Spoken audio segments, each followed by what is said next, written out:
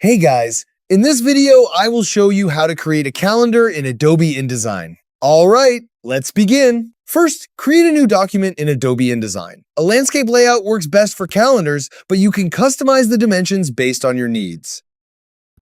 Once your document is ready, go to the Table menu and select Create Table. Set the table to 7 columns for the days of the week and 5 or 6 rows for the dates. Then place the table on your page while leaving space at the top for the month name. Next, format the table by adjusting the font, alignment, and size of the text. You can also resize rows and columns by dragging the table borders. After that, enter the dates for your chosen month and create a text box above the table to add the month name. Customize the font style and size to match your design.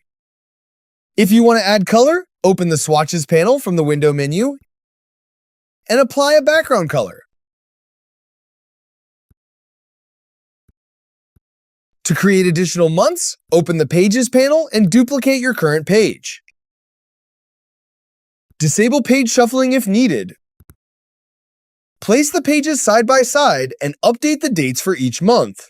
So that's basically how you can create a calendar in Adobe InDesign. That's it for this video. Thanks!